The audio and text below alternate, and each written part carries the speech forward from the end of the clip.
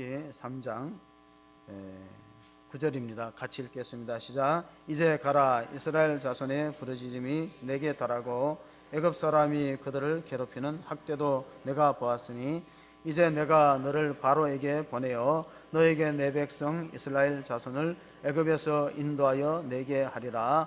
모세가 하나님께 아뢰되 내가 누구이기에 바로에게 가며 이스라엘 자손을 애굽에서 인도하여 내리이까? 하나님이 이르시되 내가 반드시 너와 함께 있으리라. 내가 그 백성을 애굽에서 인도하여 낸 후에 너희가 이 산에서 하나님을 섬기리니 이것이 내가 너를 보낸 증거니라. 모세가 하나님께 이르되 내가 이스라엘 자손에게 가서 이르기를 너희 조상의 하나님이 나를 너희에게 보내셨다 하면 그들이 내게 묻기를 그의 이름이 무엇이냐 하리니 내가 무엇이라고 그들에게 말하리이까?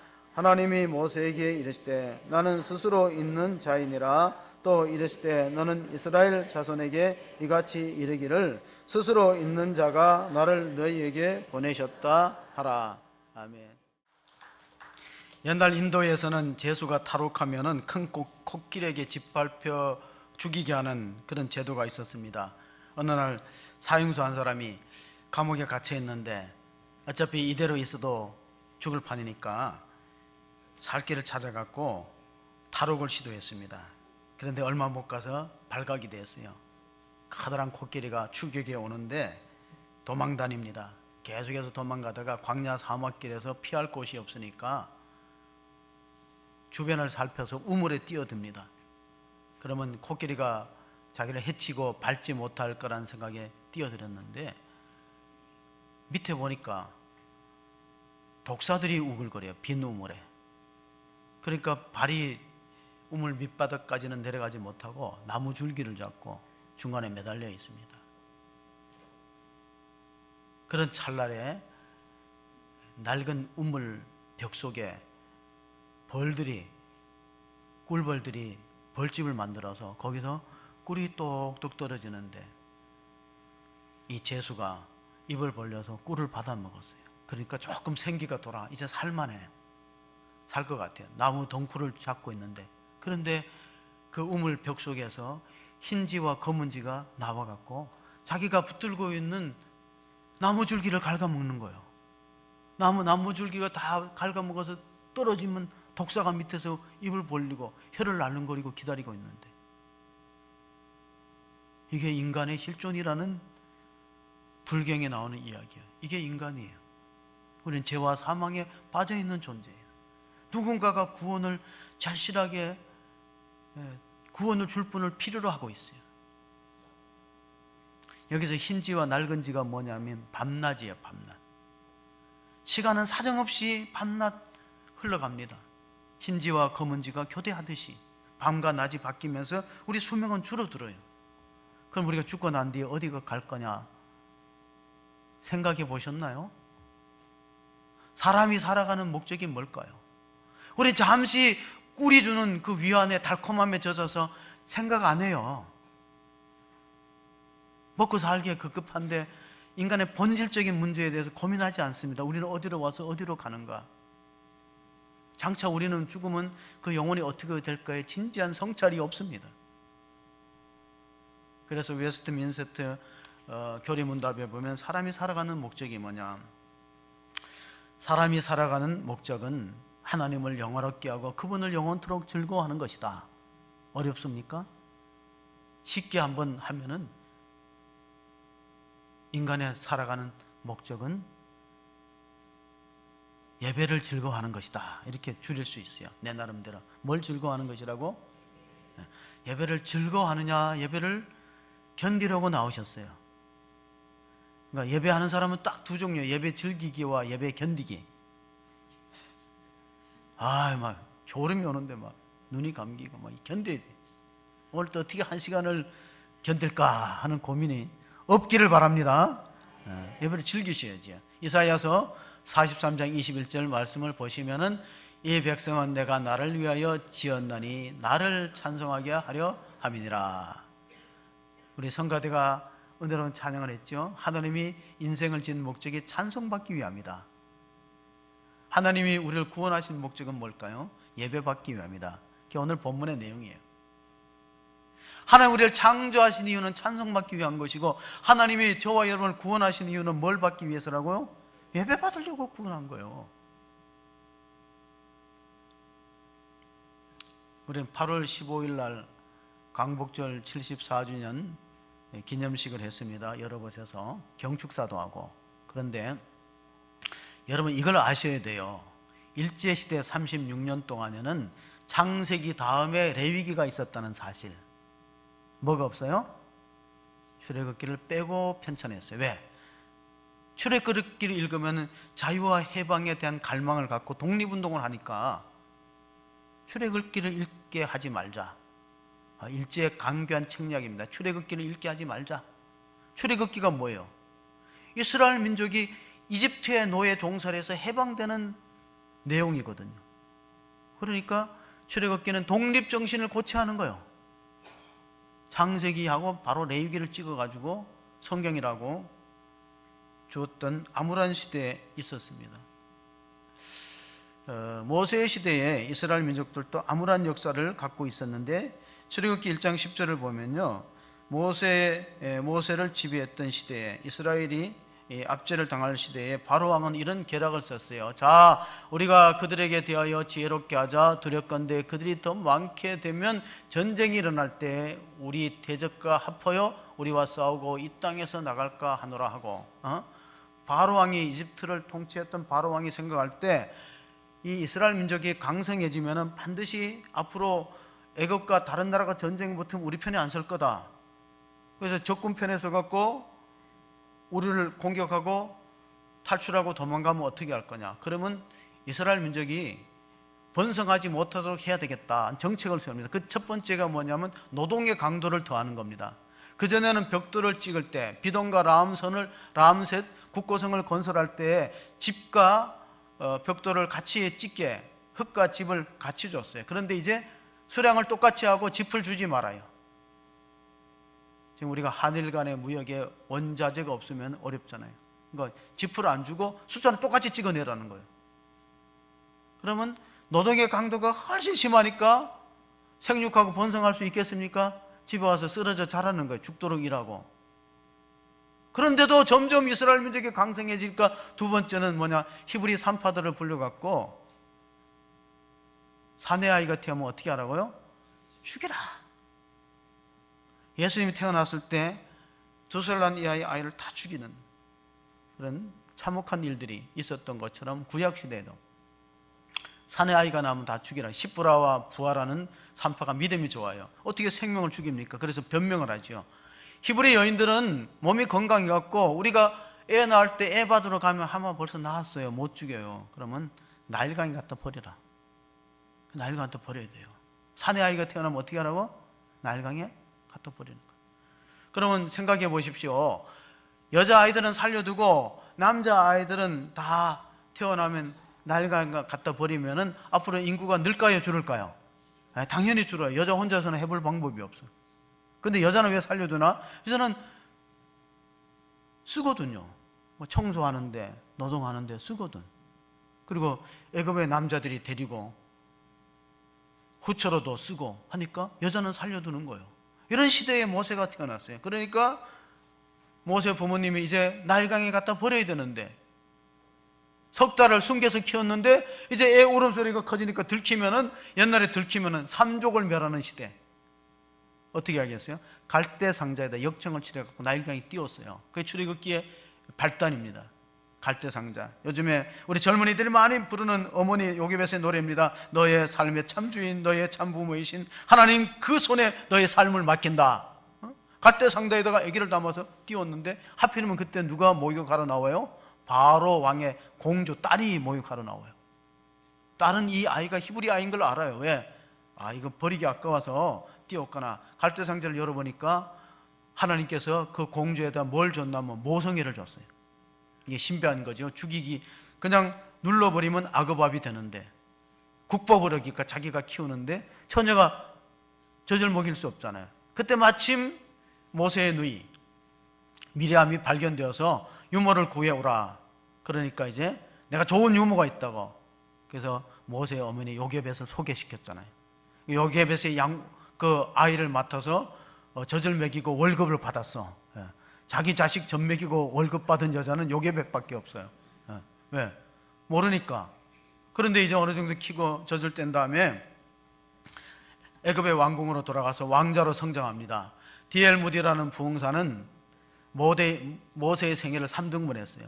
애굽 왕궁에서 40년, 광야에서 40년, 이스라엘 민족을 인도하는 마지막 생애가 40년, 딱 3등분이 돼요.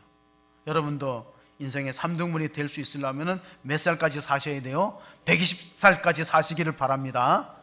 아멘을 전혀 안 하시네. 그냥 간두세요. 그럼 저 혼자 살을 테니까. 120까지 살면 자식들한테 너무 누가 되겠네. 좀 줄여야 되겠네. 자, 모세는 120살까지 살았어요. 40년은 애굽 왕궁에서 살 때는 자신만만했어요. 내가 하면 못할 게 없다. 그래서 자기 동족이 애굽의 가난한테 괴롭힘을 당한, 학대를 당하는 걸 보고 한 방에 쳐서 모래도 묻어버렸는데 발각이 되잖아요. 다음날 가서 동족끼리 싸울 때 그러지 마라. 같은 동족 히브리 민족들 불쌍한데 왜 같은 민족들끼리 싸우냐 그랬더니 그 사람들이 어제는 애굽 사람을 쳐 죽이고 오늘 우리를 죽이려 하느냐 하니까 이제 다 알았어요. 동네 사람이 다 알아버린 거예요. 바로가 죽이려고 하니까 저기 미디안까지 피신을 갑니다. 정치적으로 망명 생활이 시작되죠. 거기서 결혼합니다. 제사장 이드로의 딸과 결혼하죠. 결혼해서 자식도 낳고 처가살이 이제 장인의 양을 치는 거예요. 그래서 40년이 흘러보니까 80살이 되니까 노인이 되고 아무것도 할 수 없을 때 하나님 그때 와서 사명을 맡깁니다. 참 하나님은 이상하시게 우리가 한다 그럴 때는 도와주지 않고 내가 다 포기하고 내려놓을 때 그때 불러서 이렇게 말합니다. 오늘 본문에 시작되는 말씀 한번 같이 살펴봅니다. 9절 10절 이제 가라 이스라엘 자손의 부르짖음이 내게 달하고 애굽 사람이 그들을 괴롭히는 학대도 내가 보았으니 이제 내가 너를 바로에게 보내어 너에게 내 백성 이스라엘 자손을 애굽에서 인도하여 내게 하리라. 모세가 못합니다 하고 바로 대답이 나왔어요. 하나님 내가 40세 혈기방장하고 애굽의 무술을 익히고 학문을 다 연마해서 동족을 구원할 때는 하나님 붙들어 주시지 않다가 이제 노인이 다 돼서 기운 다 빠지고 일 못하는데 왜 저한테 이런 사명을 맡깁니까 하고 거절하지요. 내가 누구간데 가겠습니까? 그래서 모세의 첫 번째 40년의 생애는 자신만만하다면 두 번째 40년은 자기 포기 다 내려놓는. 그런데 그때 하나님이 쓰십니다. 그래서 뭐라고 말씀하시냐면 내가 너와 함께 있는데 못할 게 뭐 있느냐. 내가 너와 함께 있다. 이게 하나님의 약속입니다. 언약이죠. 그래서 마지막 40년은 주신만만, 자신만만이 아니고 주님을 신뢰하면 능히 할 수 있다. 내가 너와 함께 있어서 이 일을 이루니까 그 말씀을 12절에 해주십니다. 자, 12절의 말씀을 한번 보시면은 하나님이 이르시되 내가 반드시 너와 함께 있으리라. 내가 그 백성을 애굽에서 인도하여 낸 후에 너희가 이 산에서 하나님을 섬기리니 이것이 내가 너를 보낸 증거니라. 여기 본문을 주목하면은 이 산은 호렙산, 시내산, 모세가 하나님을 만났던 출애굽기 3장의 그 산 호렙산 떨기나무가 이제 출애굽기 19장으로 가면은 시내산이 되는 똑같은 산이에요. 우리가 백두산의 이름이 다르듯이 이 산에서 하나님을 섬긴다의 히브리어 아바드가 예배입니다. 너희가 신앙의 자유가 없는 애굽 땅에서 구원받아서 이 산, 너가 나를 만나는 출애굽기 3장 하나님 부르심을 받는 이 산에서 예배할 날이 올 거다. 그러면은 내가 너를 보낸 확실한 증거가 그때 알게 될 것이다. 지금은 모르나. 빌립보서 4장 13절에 바울이 고백합니다. 내게 능력 주시는 자 안에서 내가 모든 것을 할 수 있느니라. 모세가 나이가 많고 육신적으로 기운이 빠져도 하나님 함께 하시면 능히 이루실 줄로 믿으시기 바랍니다. 하나님이 여러분을 구원한 목적이 뭐냐면 섬기기 위해서, 하나님을 예배하는 백성을 삼기 위해서 하셨다. 그런데 그 시간은 모세의 시간이 아니고 그분의 시간, in his time. 우리는 하나님과 우리하고 갈등이 빚어지는 이유가 뭐냐면 우리가 원하는 시간이 있어요. 그런데 하나님은 그분의 시간에 in his time 80년 기다려서 글을 쓰시면서 너희들이 반드시 이 산에서 나를 예배할 날이 올 것이다. 그러면 내가 너를 보낸 증거가 그때 입증될 것이다. 교회가 5가지 기능이 있어요. 하나가 우리가 잘 아는 예배, 교육, 친교, 봉사, 선교. 근데 그 중에 가장 중요한 기능을 꼽으라면은 예배예요. 자, 섬긴다는 말이 영어로 서비스인데 영어로 된 주보에 보면요, 서비스, 구도자 예배는 시커스 서비스. 예배가 섬기는 것이고, 섬기는 것은 하나님을 높이고 찬양하는, 우리가 창조되고 구원받은 목적입니다. 자, 그런데 하나님은 모세에게 이스라엘 민족을 애굽에서 해방시키라는 사명을 맡기기 전에 뭐부터 하냐면 부르심부터 먼저 합니다. 이걸 우리가 소명이라고 불러요. 소명. 그러니까 신학교를 갈 때 가장 중요한 관문이 뭐냐면 소명을 받았느냐예요. 소명을 받았느냐. 자, 창세기 3장 4절에 보면 호렙산 떨기나무가 불 붙으면 사라져야 되는데 나무에 불이 붙었는데 없어지지 않으니까 모세가 가까이 갑니다. 그때 하나님의 음성이 들려옵니다. 출애굽기 3장 4절입니다. 여호와께서 그가 보려고 돌이켜 오는 것을 보신지라 하나님이 떨기나무 가운데서 그를 불러 이르시되 모세야 모세야 하시매 그가 이르되 내가 여기 있나이다. 이게 하나님의 부르심 앞에 모세가 응답하는 장면입니다. 모세야 모세야 부르셨던 하나님은 택한 백성을 불러요. 아브라함을 불렀어요. 창세기 12장에. 그리고 출애굽기 3장에 모세를 불렀습니다. 이사야 6장에 이사야 선지자를 불렀습니다. 갈릴리 바닷가에서 베드로를 부르셨습니다. 마리아야, 또 여리고에는 삭개오야 불렀어요. 하나님 부르심을 뭐라고? 소명, 콜이라고 해요. 콜, 더 콜, 콜링. 그럼 여러분은 부르심 받지 않고는 이 자리에 나올 수 없습니다. 모세를 부르신 하나님이 저와 여러분을 부르신 줄로 믿으시기 바랍니다. 다 불렀어요. 모태로부터 부름받은 사람이 있어요. 모태로부터. 사무엘아 하고 부르는 거 하나님 음성이에요. 근데 잘 모르는 사람이 하나님 자기를 불렀다는 거 잘 몰라요. 제가 학교 다닐 때 한 번은 초등학교 시절에 선생님 저를 불러서 뭘 심부름 시켰어요. 근데 가슴이 막 뛰어요.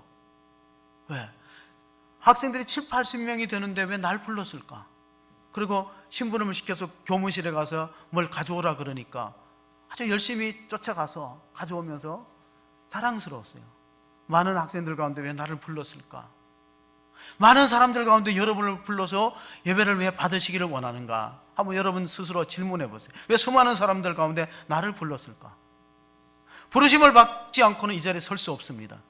왜냐하면 좋은 데가 많거든. 로마서 11장 29절에 보면 하나님의 은사와 부르시면 후회함이 없다는 말씀이 있습니다. 부르심 다음에는 뭐가 있냐면요, 선생님이 학생을 부르면 뭘 시켜요? 그걸 사명이라 그래요. 그러니까 정리합니다. 소명 받은 자에게는 사명이 있어요. 모세를 하나님이 부르실 때 모세가 내가 여기 있나 그러니까 사명을 주시잖아요. 너는 이스라엘 민족을 이집트에서 구원해내라. 사명 받기 전에 반드시 소명이 있는 거예요. 여러분의 미션이 뭡니까? 여러분은 하나님의 소명을 받고 부르심을 받았으면 뭔가 할 게 있는 거예요. 아무나 부르지 않습니다. 역대기 16장 9절에 보면은 여호와의 눈은 온 땅을 두루 감찰하사 전심으로 자기를 향하는 자를 위하여 능력을 베푸시나니 하나님은 온 땅을 두루 살피면서 누구를 뽑아서 쓰실까 하고 불꽃 같은 눈동자로 지켜봅니다.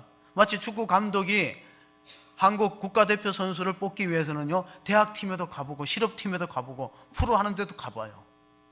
그래가지고 박지성 선수가 뽑혔잖아요. 히딩크의 눈에 들어서. 박지성 선수가 원래 유명한 선수 아니었습니다. 일본에서 프로로 뛰고 명지대학교에서 그냥 스카우트 간 선수였어요. 근데 히딩크의 눈에는 특이하게 보였어요. 열심히 하거든요. 죽으라고 하거든. 악발이 근성이 있거든. 승부욕이 있고. 그 사람 쓰시는 거예요. 하나님 모세를 그렇게 해서 부르시듯이 여러분을 부르신 줄로 믿으시기 바랍니다. 제가 페이스북에 보니까 어떤 분이 나는 조국을 너무 사랑하기 때문에 조국이 싫다 그러더라고요. 그 조국과 그 조국은 같지 않는 것 같아. 대통령이 사람을 뽑을 때 임명직과 차출직이 있어요. 그러니까 선출직은 국민의 손에서 국회의원을 뽑아요. 그럼 임명하는 건 대통령 권한이에요. 하나님은 지원병을 안 쓰세요. 그거 아셔야 돼요. 내가 목회자가 되겠다 하면 하나님이 쓰시는 게 아니고 하나님이 차출병, 누군가가 불러서 쓰시는 거예요. 근데 어떤 사람을 쓰실까? 물론 하나님이 보시는 거하고 사람이 보는 건 달라요. 사람은 IQ가 좋고 머리가 좋은 사람을 쓰려고 해요. 그럼 하나님 머리를 안 보고 가슴을 봐요. 열정이 있는가? 뜨거움이 있는가? 그걸 보는 거예요.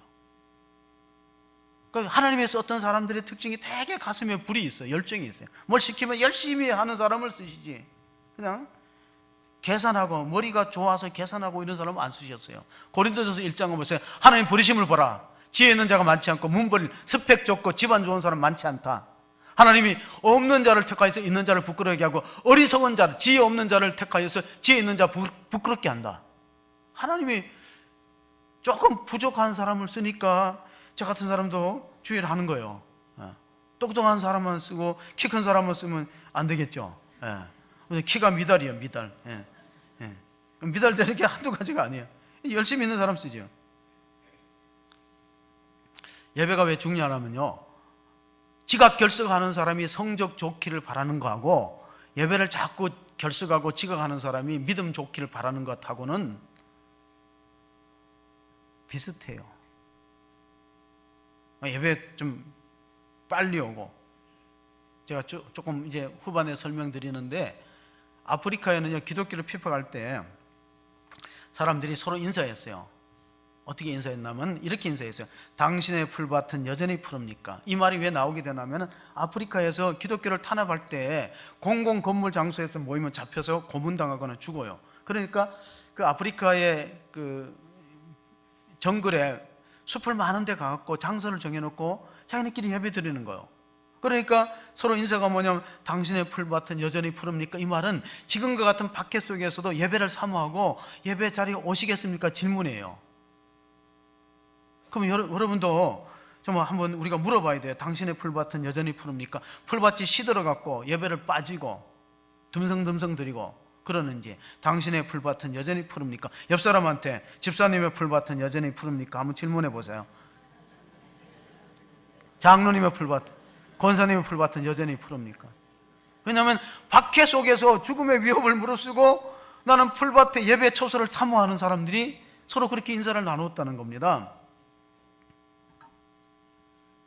요즘에는 그 먹방 프로가 많이 나오더라고요. 그럼 여러분 먹방 프로 보면 배가 부릅니까? 그 아무리 봐도 배는 안 불러요. 그냥 식사가 좀 초라하고 빈약하더라도 집밥을 드셔야지. 저는 인터넷 예배를 별로 안 좋아하는 게, 먹방 TV 프로 보고 배가 안 부른 것처럼 예배는 몸이 와야 돼. 몸이 성전에 와야지. 몸이 안 들어오고 그냥, 앞으로 이제 한국 교회가 심각한 위기와 어려움에 직면할 겁니다. 이게 뭐냐면 사이버 처치예요. 가상교회. 9.11 테러가 일어났을 때 그 구조대원들의 구호가 있어요. 9.11 테러에 2001년도에 9월 11일 날 쌍둥이 빌딩이 무너졌을 때 수많은 사람이 막 탈출하려고 시도할 때 구조하러 들어간 사람이 소방관들이에요. 우리나라에는 9.11이 없고 뭐가 있어요? 119가 있죠. 119 대원들이 소방관에 뽑혀서 훈련받을 때 영어 글씨가, 여러분 자막이 작지만 한번 읽어보시면 뭐라고 돼 있어요? First in, last out이에요. 이게 9.11 소방대원들의 구호예요. 쌍둥이 무역 빌딩 부러졌을 때 우리가 가장 먼저 들어갑니다. 그리고 맨 마지막에 생존자가 있으면 우리는 안 나옵니다. 그래서 수많은 소방관들이 희생당했어요. 그래서 미국에는 초등학교 아이들한테 너 장래 커서 뭐가 되려고 그러면 소방관 되겠다는 사람이 미국의 영웅이에요. 근데 우리는 이런 사람들을 영웅시하지 않기 때문에 문제예요. 정말 나라를 위해서 목숨, 생명을 살리기 위해서 목숨을 던지는 사람을 영웅시해야 되는데, 우리 그런 풍토가 없기 때문에 이 First in, Last out은 교회에도 적용돼. 교회 지도자가 뭐냐? 교회 중직자를 뽑을 때 이렇게 뽑으셔야 돼요. 가장 교회 먼저 오고 가장 나중에 나가는 사람을 뽑으셔야 돼요. 그냥 형식적으로 살짝 발걸음 들였다가 나가는 사람을 뽑으면 그 교회는 장래성이 없어요. 희망이 없고 성장이 없어요. 잘 보세요. 이게 지도자예요. First in, last out. 이게 리더예요. 제가 오래전에 제목이 생각 안 나요. 좀 설교하려면 이 제목이 생각이 나야 되는데, 적진에 침투하는 특전단을 두고 대령이 심각하게 얘기합니다. 여러분, 우리는 작전 명령을 수행받았습니다. 이제 전투에 임하는데 살아서 돌아온다는 보장은 못하겠습니다. 장병들에게. 그러나 한 명이라도 적진에 남겨두고 나는 후퇴하지 않을 것을 약속합니다. 여러분이 전사하면 매고서라도 나옵니다. 그 지휘관이 얼마나 훌륭한 지휘관이, 그 무어 대령인가, 무슨 영화인지는 생각이 안 나는데, 그러니까 사병들이 용기 있게 싸웠어요. 전우의 시체를 넘고 넘어 앞으로 낙동강아 잘 있거라 우리는 전진한다. 그런 노래가 있었어요. 모르시나요? 안 부르시나요? 나는 그 2절이 더 멋있어요. 주풍령아 잘 있거라 우리는 전진한다. 달빛 어린 고개에서 마지막 나누어 피던 하랑담배 연기처럼 사라진 전우야. 가사가 너무 멋져요. 가슴이 뭉클해요. 주풍령 고개에서 마지막 담배 서로 한 모금씩 빨던 전우가 연기처럼 사라졌다는 거예요. 이게 리더십인데 지금 한국 사회에 이런 리더십이 보기가 힘들어요. 그래서 어려운 거죠. 모세는 하나님 찾는 사람이었습니다. 하나님은 어떤 사람을 교회에서 찾고 있는가? 우리가 잘 아는 요한복음 4장 23절을 보시면은 아버지께 참되게 예배하는 자들은 영과 진리로 예배할 때가 오나니 곧 있더라. 아버지께서는 자기에게 이렇게 예배하는 자들을 찾으시니라. 에이든 토어저란 유명한 미국의 목회자가 하나님이 찾는 사람은 워커가 아니고 워시퍼라. 워커는 봉사자고 워시퍼는 예배자예요. 이게 왜 순서가 중요하면요, 예배를 성실하게 드리는 사람이 봉사하면 시험을 이겨요. 근데 예배를 안 드리고 봉사하면은 탈진이 오고 번아웃 되기 쉽다는 거예요. 미국의 칼빈 신학교의 로저 그린웨이 교수는 선교의 궁극적 선교는, 우리가 전도하고 선교하는 것은 교회의 궁극적 목표가 아니고 과정적 목표라고 했어요. 이게 잘 들어보셔야 됩니다. 왜냐하면 하늘나라에는 전도가 없어요. 하늘나라에는 선교는 한시된 기장, 주님이 재림하실 때까지 단기적으로 필요한 게 선교와 전도예요. 열심히 해야 돼요. 근데 선교의 목적이 뭐냐? 예배 안 드리는 사람을 예배 자리로 인도하는 게 전도예요. 그러니까 가능하면 여러분 혼자 오시면 안 된다는 거예요. 함께 하나님께 예배하는 자리로. 그래서 예배를 드리는 그런 받는 예배를 만드셔야, 하나님이 받고 우리가 드리는 예배를 받아야 되는데 우리는 우리가 받고 우리가 받으려고 그래요. 우리 은혜 받고 축복받고. 그러니까 예배가 보는 수준의 예배가 되면은 성장이 힘들겠죠. 보는 수준의 예배가 뭐예요? 누가 왔나 사람 보고 성가대 오늘 어떻게 하나 체크하고 오늘 설교가 어떠냐 점수 매기고, 그럼 보는 예배거든. 저는 구약시대의 성도들이 믿음이 좋았다 생각해요. 왜냐하면 구약시대에는 예배 드리려면 시간이 오래 걸리면 짐승 잡아서 불에 태워서 올려드리니까 시간 많이 걸려야죠. 첫째, 설교가 없어. 구약시대에 무슨 설교가 있겠습니까? 레위기 제사장들이 성경 한 군데 읽어주면 끝났을 거예요. 아마 오늘날 그렇게 예배 드리면은 몇 사람이나 남을까? 왜냐하면 우리는 받는 데 익숙하고 드림이, 그리고 보는 예배, 드리는 예배가 아니라 보는 예배예요. 세상의 모든 종교는 공간에다가 성전을 지었는데 시간에다가 성전을 지은 종교가 두 가지 있는데, 유대교 안식일이라는 시간에다가 성전을 지었어요. 기독교 휴일이라는 시간에다가 성전을 지었어요. 그러니까 지구가 존재하는 한 종교가 존재할 수 있어요. 공간을 빼앗겨도 존재할 수 있습니다. 성전이 허물어져도 신앙이 유지될 수 있습니다. 시간에다가 그 시간에 모이면 돼요. 여러분, 건물이 무너져도 기독교와 유대교는 살아남을 수 있는 게 뭐냐면 정한 시간에 모이면 되는 거예요. 장소는 관계없어. 근데 마지막 때가 되면 모이는 거를 방해하는 세력이 생겨요. 히브리서 10장 25절에 모이기를 피하는 어떤 사람들의 습관과 같이 하지 말고 그날이 가까움을 볼수록 더욱 그리하자. 이 말은 말세가 되면 모임을 자꾸 피하자. 아유, 주일 오후 예배는 집에서 드리자. 뭐 새벽 기도를 이렇게 바쁜 현대인들이 해야 되느냐. 그게 말세에 사탄의 세력들이 예배를 허무는 작전이에요. 교회는 예배가 무너지면 교회가 무너지는 거예요. 하나님 우리를 구원하신 목적이 뭐라고요? 예배 받으시기 위한. 이스라엘 민족을 구원하신 목적도 개인적인 예배가 아니고 민족 공동체가 예배하는 것을 만들기 위해서예요. 하나님이 왜 이집트에서 신음생활하고 신음하고 압제당하는 이스라엘 민족을 건져냈냐면은 창세기에서는 개인과 부족들이 예배를 드렸어요. 아브라함이 예배를 드리고 이삭과 야곱이, 개인과 가족들이 드리는 예배를 민족적으로 한번 한 민족이 하나님을 섬기는 샘플을 뽑아보자. 그게 이스라엘 민족이에요. 그게 이스라엘 민족이 예배에 실패하니까 두 번째 영적인 이스라엘로 뽑아낸 민족이 교회라는 거예요. 교회 에클레시아가 뭐냐? 부름받은 자들. 그러니까 이스라엘 민족이 실패를 안 했더라면, 예배에 실패 안 했더라면 교회가 안 생길 수도 있어요. 이스라엘 민족이 예배에 실패하니까 또 다른 예배하는 공동체를 세우기 위해서 교회를 만드셨기 때문에 이 예배가 얼마나 중요하나. 교회는 예배에 따라서 살기도 하고 죽기도 하는 겁니다. 우리는 신앙생활 할 때 믿음이 좋아지기를 다 바라요.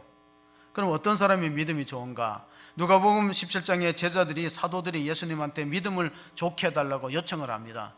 사도들이 주께 여짜오되 우리에게 믿음을 더하소서 하니 예수님이 믿음 좋아지고 싶으냐? 그래, 그럼 믿음 좋아지기 위해서 내가 비유를 하나 드는데, 어떤 종이 있다. 하인이 있는데 주인이 밭에 가서 일하라 그리고 양을 치라 그래서 돌아왔을 때 주인이 식사하고 있으면 시중 들지 않겠느냐? 자기는 배가 고파도 주인이 잘 먹도록 시중 들고 이렇게 다 한 후에, 그리고 주인으로부터 고맙다 감사하다 인사를 기다리겠느냐? 이와 같이 한 후에도 누가복음 17장 10절의 결론이 이겁니다. 이와 같이 너희가 명령을 받은 것을 다 행한 후에 이르기를 우리는 무익한 종이라 우리가 하여야 할 일을 한 것뿐이라 할지니라. 여러분, 믿음이 좋다는 것은 이런 종의 자세를 갖는 사람을 가리킵니다. 그러면 믿음이 성장하는 데 있어서 가장 큰 걸림돌은 어디에 있을까요? 환경에 있을까요? 교회에 있을까요? 여러분 자아 속에 있어요. 여러분 자신 속에. 신앙의 가장 걸림돌이 내 자신이에요. 종의 신앙이 아닙니다. 내가 뭔가 받고 계산하고 따지고 그렇게 해서 나한테 유익이 되면 신앙생활하고, 내가 드리는 만큼 나한테 보상이나 돌아오는 게 없으면 포기하고, 그건 종의 신앙이 아니고 주인의 신앙이겠죠. 믿음이 좋아지고 싶으냐? 우리가 제자로서 부름을 받았다면 말씀의 권위 앞에 순종하는 자세를, 이런 종의 자세를 가져야 되는데 어느 순간에서인가부터 우리는 주인의 자리에 올라가 있습니다. 과거에는 우리가 교회를 되게 바닥에서 방석을 놓고 무릎 꿇고 예배드리는 훈련이 되었어요. 언젠가 우리부터 편안하게 우리가 의자에 앉으면서 양반 신앙이 되었어요. 종의 신앙이 아니라 양반 신앙이 되니까 모든 게 저울질 되는 거예요. 보네퍼라는 독일의 순교자는 이런 말을 했어요. 그리스도께서 우리를 부르신 것은, 예수께서 우리를 부르신 것은 와서 죽으라고 부르신 것이다. 부모도 못하는 명령을, 부모는 자식한테 그런 명령을 못 내립니다. 한 나라의 지도자도 백성들에게 그런 명령을 내릴 수 없어요. 그런데 왜 하나님은, 예수님은 그런 명령을 내릴 수 있을까? 창조주이기 때문에.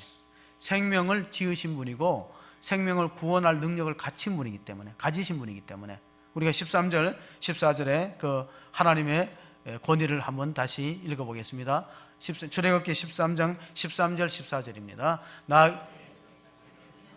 3장인데 이게 13장으로 잘못됐습니다. 우리가 성경 읽었던 본문 성경책을 한번 읽어봅시다.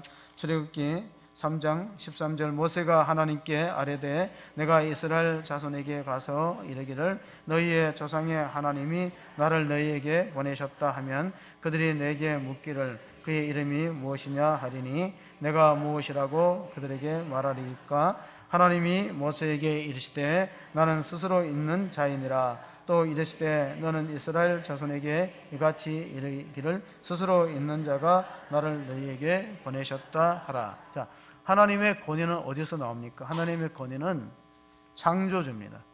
그분은 스스로 존재하시는 자존자이십니다. 영어 성경으로 표현하면 I am who I am. 나는 나다. 나는 스스로 있는 자다. 그래서 하나님은 자신을 설명하지 않으셨어요. 정말로 하나님의 부르심 받은 사람은 변명이 없어야 되는데 모세가 나중에는 변명하지 않았어요. 어떻게? 40년 동안 이스라엘 민족들을 광야에서 이끌어서 가나안을 목전에 두고 하나님이 부르십니다. 너는 너의 사명이 끝났으니 이제 죽을 때가 되었다. 여러분, 사명이 있는 사람은 사명이 끝나면 죽어요. 여러분이 오래 살고 싶은 방법 중에 하나가 사명을 놓으시면 안 됩니다.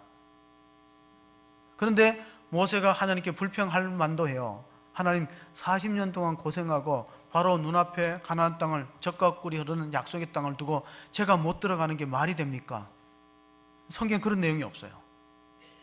심지어는 모세는 기념비조차 남겨두지 않고 모세의 묘지가 어디 있는지 고고학자들도 잘 모릅니다. 그냥 깨끗하게 종의 자세를 가졌어요. 하나님이 나를 써주신 것만 해도 영광이고 하나님의 구원의 역사에 내가 사용된 것만 영광입니다.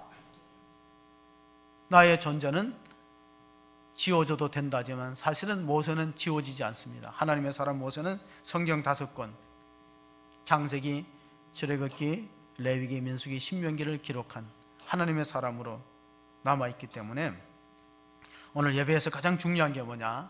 예배를 받으신 분이에요. 예배에서 가장 중요한 요소는 예배를 받으시는 분. 루즈베트 대통령이 신앙생활을 열심히 했는데 한 성도가 물어봤습니다. 다음 주에 대통령이 해외 간다는 말이 있는데 다음 주에 대통령이 교회 나오십니까? 그렇게 물어보니까 그 교회 집사님이 루즈베트 대통령이 다음 주에 오는 건 잘 모르겠고 다음 주에 예수님은 확실히 오십니다. 예배를 누가 받으셔요? 예수님 받으세요. 삼일째 하나님 성자 예수님 받지 사람 보고 예배 드리는 거 아니라는 것입니다. 간디가 영국의 버밍햄에서 브룩사이드라는 유명한 수영관이 있어요. 거기 관광객 한 사람이 가갖고 아니 여기 간디가 머물렀다는데 그 간디가 머물렀던 방이 거기 이제 적혀 있어요. 여기는 간디가 머물렀던 방이다. 인도의 성웅이라 불리는 마하트마 간디. 그런데 침대가 2개 있으니까 그 관광객이 그 직원한테 물어서 어느 침대에서 잤냐고 물어보니까 간디는 이 침대에서 자지 않고 바닥에서 잤습니다. 그래서 침대를 안 좋아했던 것 같아요. 근데 바닥에서 가난한 채로 잤다는 거예요. 여러분, 누가 그 집에 머물렀느냐가 중요하다면은 성전에서 가장 중요한 건 누구세요? 하나님이 계시는 곳. 성전은 아버지가 계셔서 우리의 예배를 받으시는 장소이기 때문에 거룩한 거예요. 비싸고 화려한 건축 자재를 썼다고 소중한 게 아니라 하나님이 계시는 곳, 성소.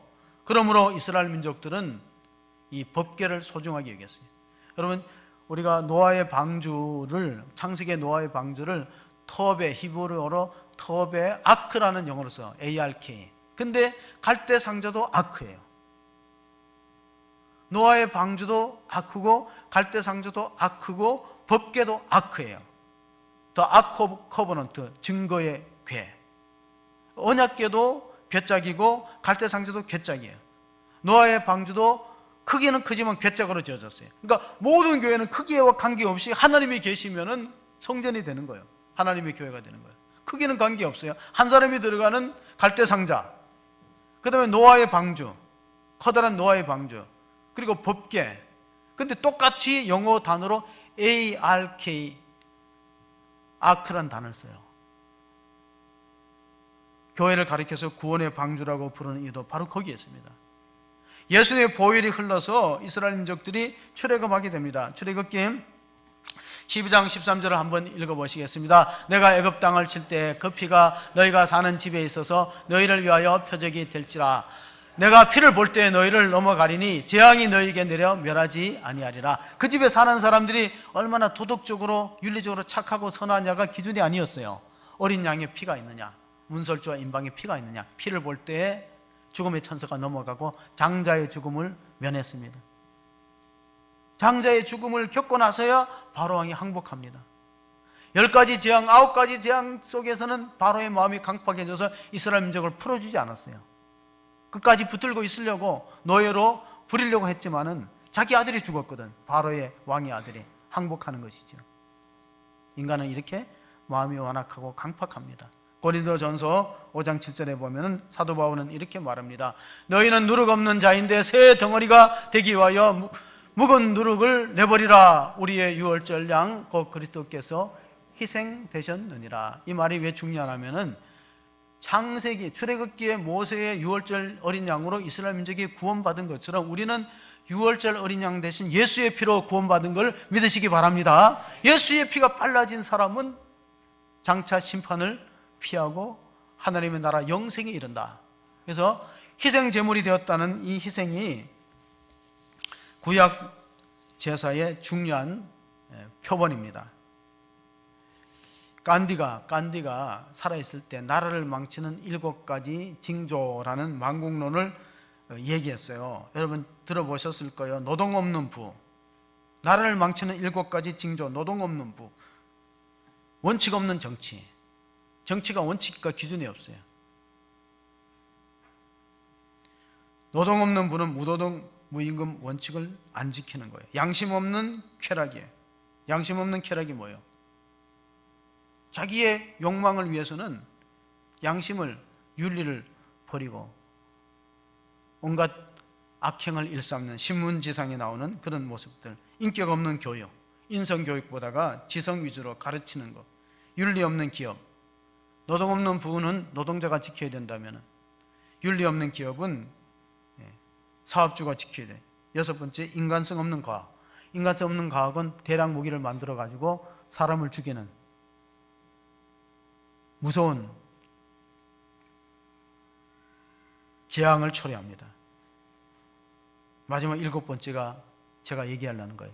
희생 없는 종교. 희생 없는 종교. 제사는 희생이에요. 희생 제사. 그런데 왜 갈수록 신앙생활이 힘들어지나 하면은 희생하지 않 하거든요. 희생 제사를 드리는데 시간과 물질과 은사, 재능에 희생이 있어야 되는데 그거 싫거든. 그렇게 신앙생활이 힘들 수밖에 없는 구조로 가고 있어요. 지금 원래 19년인데 18년, 19년, 2년 동안에 통합 측 교인 17만 명 감소했어요. 그런데 목회자 수는 늘었어요. 이 말은 어른들이 100명 안 되는 교회가 7, 80% 차지하고 심지어 주일학교가 없는 교회가 50%가 넘는 실정이에요. 그러니까 대형교회 몇 개 빼고는 교인이 별로 없다. 100명 이하의 장년 교인을 갖고 있는 교회가 70%, 80%를 차지하고 2년 동안에 기독교 인구 통합측 17만 감소했는데 무임 목회자는 1700명으로 늘었어요. 그러니까 무임 목회자는 임지가 없는 목회자. 자, 하나 더 말씀드리겠습니다. 망하는 회사의 7가지 특징이 있어요.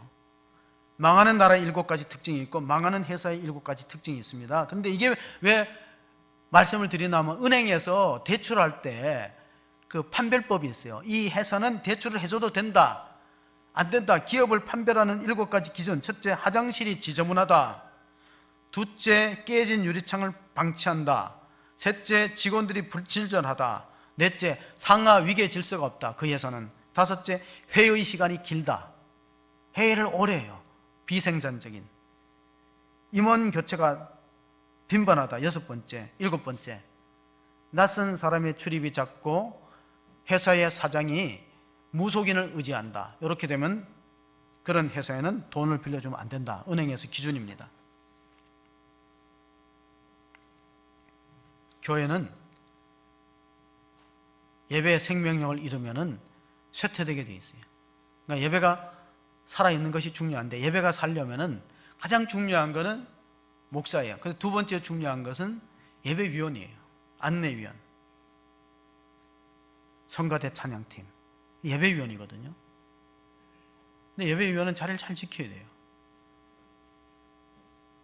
생명 걸다시피 지키지 않으면 어려워요. 저는 예배에서 가장 중요한 게 예배의 꽃이 뭐냐면 설교예요. 예배의 클라이맥스 꽃이 설교예요. 근데 설교를 하고 나면은 매주마다 제가 회개합니다. 뭘 회개할 것 같아요? 설교를 길게 했구나 하고 회개해요. 진짜예요. 뭐 집에 가면 후회. 이번 주에는 내가 결심하고 이번 주엔 짧게 해야지. 그래서 이제 결론을 지으려고 그래요. 만약 여기서 더 하면 또 길어질 것 같아.